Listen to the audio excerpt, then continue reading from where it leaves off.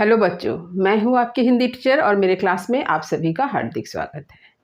बच्चों, हम लोग कवि सुमित्रानंदन पंत जी द्वारा रचित कविता जिसका शीर्षक है गीत विहग, इसे पढ़ रहे हैं। आज इस कविता के चौथे भाग में मैं कविता के बचे हुए अंश को पढ़ा रही हूँ। आज भाग 4 को आरंभ करने से पहले मैं आप लोगों को यह बताना चाहती हूँ कि इस पाठ से संबंधित 3 वीडियो यानी पार्ट 1, पार्ट 2 और पार्ट 3 ये मेरे चैनल पर अपलोड हो चुका है और लिंक मैंने डिस्क्रिप्शन बॉक्स में दे दिया है। जो बच्चे इस कविता को पूरी अच्छी तरह से समझना चाहते हैं वे डिस्क्रिप्शन बॉक्स में जाकर लिंक को क्लिक करके पूरे वीडियो को अच्छी तरह से देख सकते हैं और कविता के अर्थ को समझ सकते हैं। तो हमेशा की तरह मैं सबसे पहले इस कविता के जो अंश हैं इसे मैं पढ़कर सुनाऊंगी, फिर कठिन शब्दों के अर्थ को बताने के बाद ही पंक्ति की व्याख्या करूंगी और सबसे अंत में विशेष बताऊंगी। तो वीडियो को आरंभ से लेकर अंत तक जरूर देखें और जो बच्चे मेरे चैनल पर नए हैं वे चैनल को सब्सक्राइब जरूर कर लें ताकि आने वाले समय में जो भी वीडियो मेरे चैनल पर अपलोड होंगे उनका नोटिफिकेशन आपको तुरंत मिल सकेगा। और आपसे भी यह अनुरोध है कि जिस कविता का अर्थ या आप जो जानना चाहते हैं या आप जिस कविता या कहानी निबंध के बारे में जानना चाहते हैं उसे आप मेरे टेलीग्राम के लिंक पर लिखकर भेज सकते हैं। हो सके तो आप उस लेसन का फ़ोटो कॉपी भी भेज दें। डिस्क्रिप्शन बॉक्स में मैं टेलीग्राम का लिंक दे दूंगी ताकि आप उस लिंक के जरिए मुझसे जुड़ सकते हैं। तो चलिए आरंभ करती हूँ। देखिए, मैं गीत विहग निज मर्त नीड़ से उड़कर चेतना गगन में मन के पर फैलाता, मैं अपने अंतर का प्रकाश बरसाकर जीवन के तम को स्वर्णिम कर नहलाता। मैं स्वरदूतों को बांध मनोभावों में जन जीवन का नित उनको अंग बनाता, मैं मानव प्रेमी नव भूस्वर्ग बसाकर जन धरणी पर देवों का विभव लुटाता। मैं जन्म मरण के द्वारों से बाहर कर मानव को उसका अमरासन दे जाता, मैं दिव्य चेतना का संदेश सुनाता, स्वाधीन भूमि का नव्य जागरण गाता। तो अब चलिए मैं कठिन शब्दों के अर्थ को बता दूं। देखिए, कठिन शब्दों के अर्थ। निज यानी अपना, मर्त यानी मरणशील नश्वर, नीड़ का अर्थ है घोंसला, पर यानी पंख, अंतर का अर्थ होता है भीतर। तो भीतर क्या? आत्मा के अर्थ में है। अंतर मतलब आत्मा। प्रकाश का अर्थ होता है रोशनी, लेकिन यहाँ पर प्रकाश किस अर्थ में प्रयोग हुआ? ज्ञान के अर्थ में। तम का अर्थ होता है अंधकार, यहाँ पर तम का प्रयोग किस अर्थ में है? अज्ञानता के अर्थ में है। स्वर्णिम मतलब सुनहरा, स्वरदूतों का अर्थ है देवदूत, नित यानी हमेशा, अंग यानी हिस्सा, धरणी यानी धरती, नव मतलब नया, भूस्वर्ग यानी स्वर्ग रूपी धरती, विभव यानी वैभव, जन्म मरण के द्वारों यानी जन्म मृत्यु के चक्र, अमरासन यानी अमरत्व अमरता, दिव्य यानी अलौकिक स्वर्गीय, नव्य मतलब नया। तो अब चलिए मैं पंक्ति की व्याख्या करती हूँ।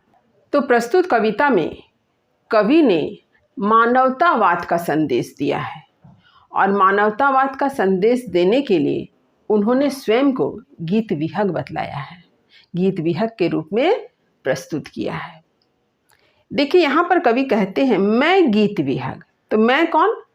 मैं कौन है? कवि हैं। जहाँ कहीं भी इस कविता में मैं शब्द का प्रयोग हुआ है वह कवि के लिए हुआ है। तो कवि क्या है? गीत विहग, यानी वह पक्षी जो गीत गाता हो। तो यह गीत कैसा है? यह गीत है मानवतावाद को जगाने का गीत। तो यह गीत है मानव में जागरण पैदा करने का गीत। हम सभी जानते हैं कि प्रातःकाल में पक्षी गुंजन करते हैं, कलरव करते हैं, हर जगह उनकी गूंज सुनाई देती है। प्रातःकाल हो गया है, सूर्योदय हो रहा है, इसका संदेश हमें पक्षी के कलरव से मिलता है। यहाँ पर कवि सुमित्रानंदन पंत जी ने स्वयं को पक्षी के रूप में प्रस्तुत किया है और उनके गीत यानी उनकी जो कविता है, यह कविता भी हमें मानवतावाद का संदेश देती है, हमारे हृदय में मानवतावाद को जागृत करती है। तो इसका कारण यह है कि अंग्रेजों के गुलामी से मुक्त होने के बाद अब हमें अपने स्वाधीन देश में मानवतावाद की स्थापना करनी है, यानी समभाव से सबको समान समझकर इंसानियत के भाव से हमें अपने देश में सबसे मिलजुल कर जीवन यापन करना है। कवि क्या कहते हैं, देखिए, मैं गीत विहग निज मर्त नीड़ से उड़कर चेतना गगन में मन के पर फैलाता। यहाँ पर उन्होंने एक रूपक अलंकार के द्वारा अपनी बात को प्रस्तुत किया है। निज मर्त नीड़ से, अपने मरणशील या नश्वर नीड़, पक्षी कहाँ रहता है? घोंसला में रहता है। वह घोंसला कैसा है? वह घोंसला नश्वर है, वह कभी भी नष्ट हो सकता है। तो पक्षी अपने मर्त नीड़ से ऊपर उठता है, यानी नश्वरता से ऊपर उठ करके क्या करता है? आसमान में स्वच्छंद रूप से उड़ता है। तो कवि जो है निज मर्त नीड़ से उड़कर, तो कवि का यह मर्त नीड़ क्या है? यह मृत्यु लोक है। तो कवि इस मृत्यु लोक से ऊपर उठकर क्या करते हैं? चेतना के आकाश में, चेतना आकाश में मन के पर फैलाता, मन के पंख से, मन के पंख की सहायता से उन्मुक्त भाव से स्वच्छंद रूप से विचरण करते हैं। तो कवि हम सब मनुष्य को सांसारिक पीड़ा से मुक्ति दिलाने के लिए हमें किस ओर ले जाते हैं? आध्यात्मिकता की ओर ले जाते हैं। हमें अध्यात्म का संदेश देते हैं ताकि हम इस नश्वर संसार को त्याग सकें, क्योंकि इस संसार में फंसकर हमें क्या मिलता है? सिर्फ कष्ट मिलता है, दुख मिलता है। तो जब तक हम इस सच्चाई को नहीं जानेंगे तब तक हम इस दुख से ऊपर नहीं उठ पाएंगे। तो अध्यात्म के माध्यम से कवि ने सारी बातों को समझाया है। जैसे कि पक्षी का घोंसला नश्वर है, ठीक ऐसे ही यह मृत्यु लोक भी नश्वर है। पर कवि चेतना के आकाश में मन के पंख को फैलाकर उन्मुक्त भाव से उड़ते हैं, विचरण करते हैं। तो कवि सांसारिक माया मोह का परित्याग कर चेतना के आकाश में स्वच्छंद रूप से हमें उड़ने का संदेश देते हैं, हमें स्वच्छंद रूप से विचरण करने का संदेश देते हैं। तो चेतना के आकाश यानी चेतना क्या? ये तो ज्ञान है। हम अपने ज्ञान के द्वारा हम अपने मन को संयमित कर हम क्या कर सकते हैं? संसार में सुख शांति के साथ जीवन यापन कर सकते हैं। कैसे कर सकते हैं?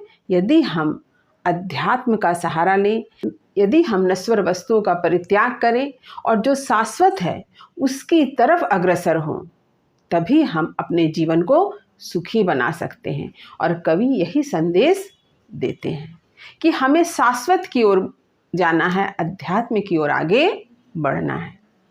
मैं अपने अंतर का प्रकाश बरसाकर जीवन के तम को स्वर्णिम कर नहलाता। तो मैं कौन है? कवि। तो कवि क्या करते हैं? अपने अंतर का, अपने भीतर का, अपने अंतरात्मा का प्रकाश बरसाकर, यानी उनके भीतर जो ज्ञान है, उन्होंने जो ज्ञान अर्जित किया अब तक, जो उन्होंने अनुभव किया, उस अनुभव का प्रकाश वो बरसाना चाहते हैं।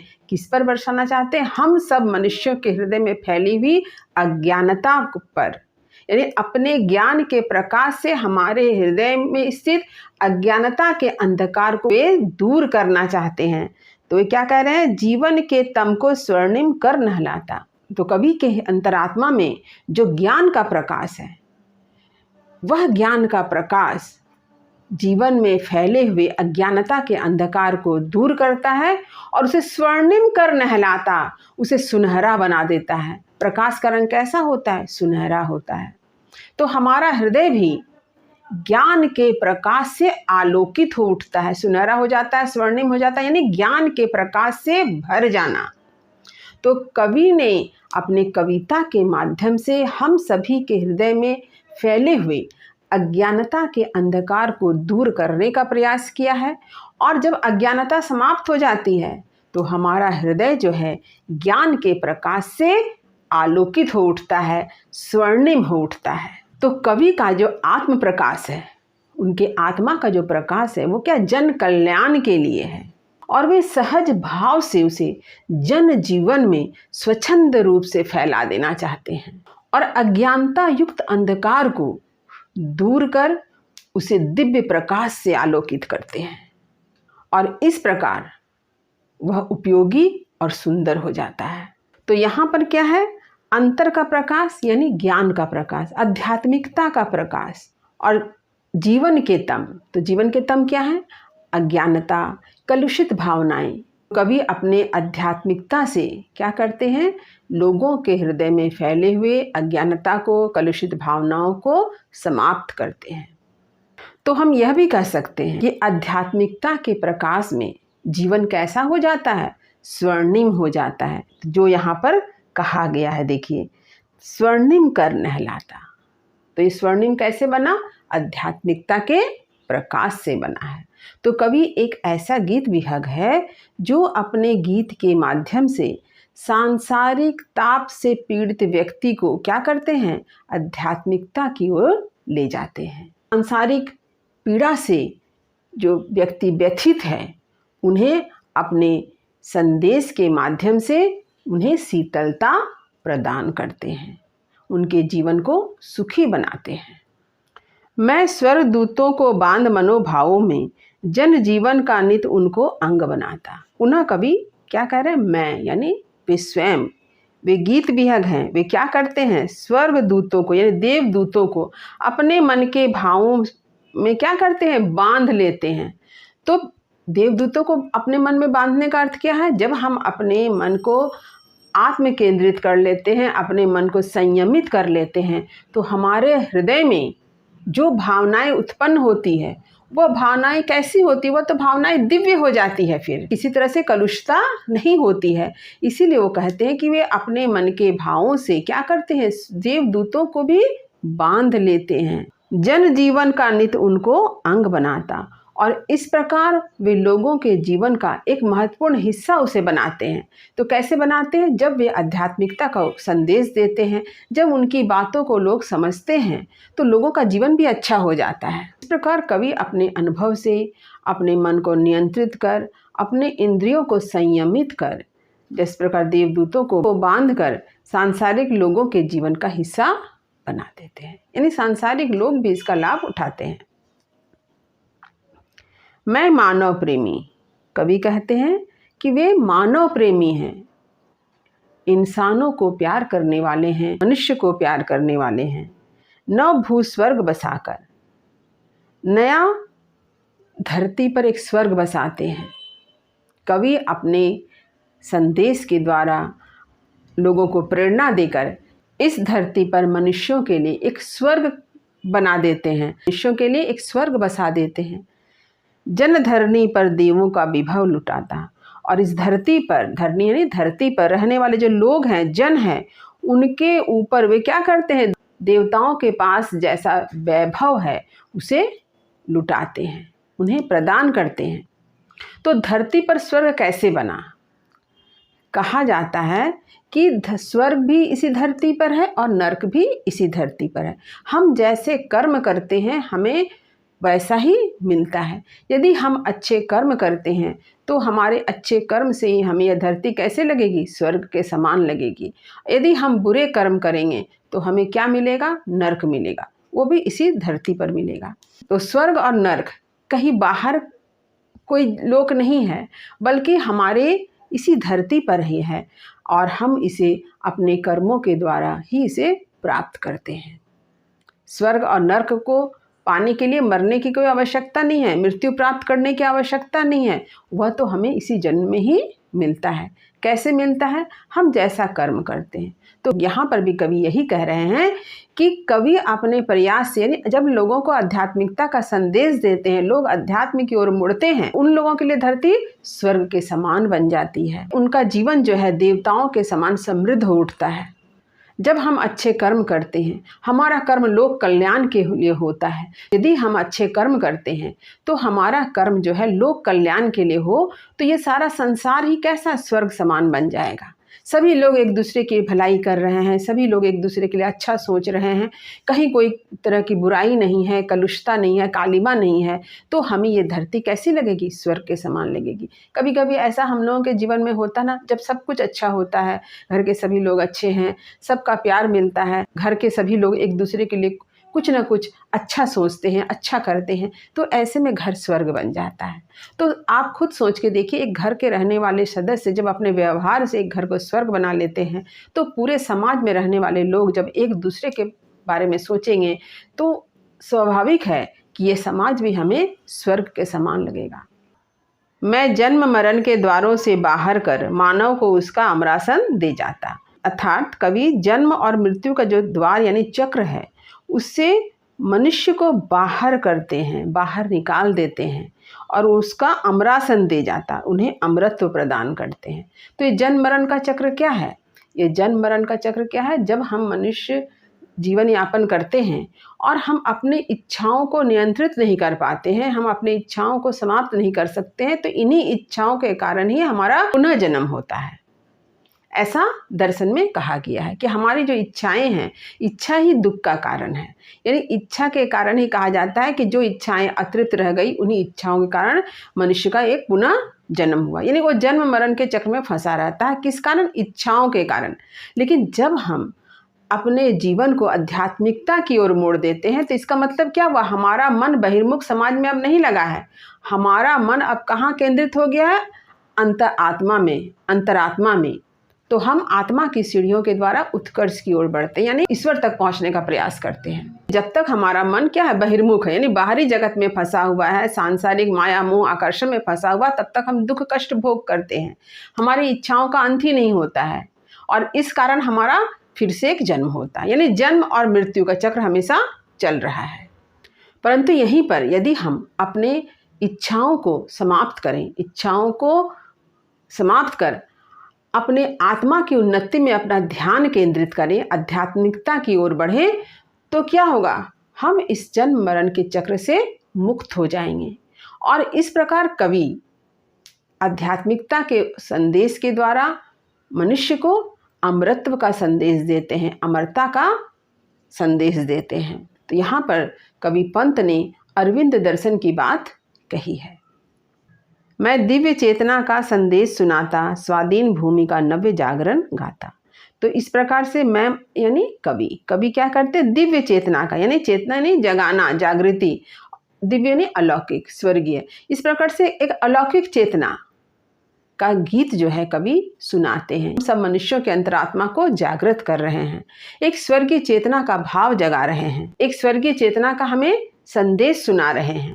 तो इस स्वर्गीय चेतना का संदेश का अर्थ हुआ कि एक ऐसा संदेश जिस संदेश को सुनकर हम स्वर्ग की ओर उन्मुख हो, उत्कर्ष की ओर उन्मुख हो।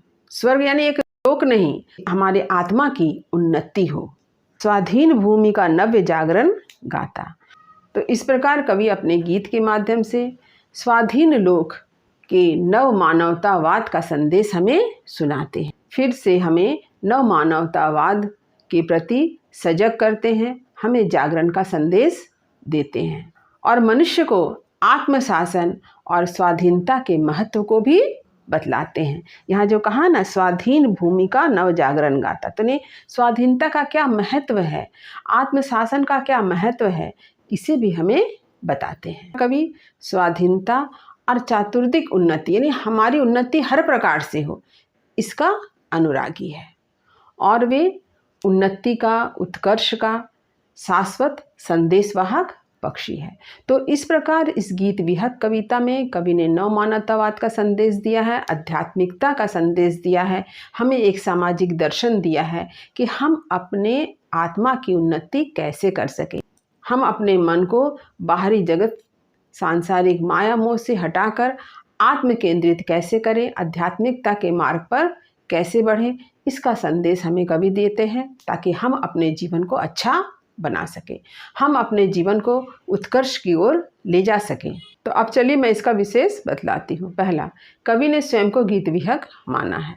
वे अपने गीत के द्वारा सांसारिकता से पीड़ित मानवता को आध्यात्मिकता का संदेश देते हैं। दूसरा, कवि आध्यात्मिक आलोक वर्षा कर जीवन के तम यानी अज्ञानता, कलुषता आदि को समाप्त कर जीवन को ज्ञान का स्वर्णिम प्रकाश प्रदान करते हैं। तीसरा, कवि ने इस रहस्य को समझाया है कि स्वर्ग कहीं और नहीं, इसी धरती पर है। हम अपने सुकर्मों से ही इस धरती को स्वर्ग बना सकते हैं।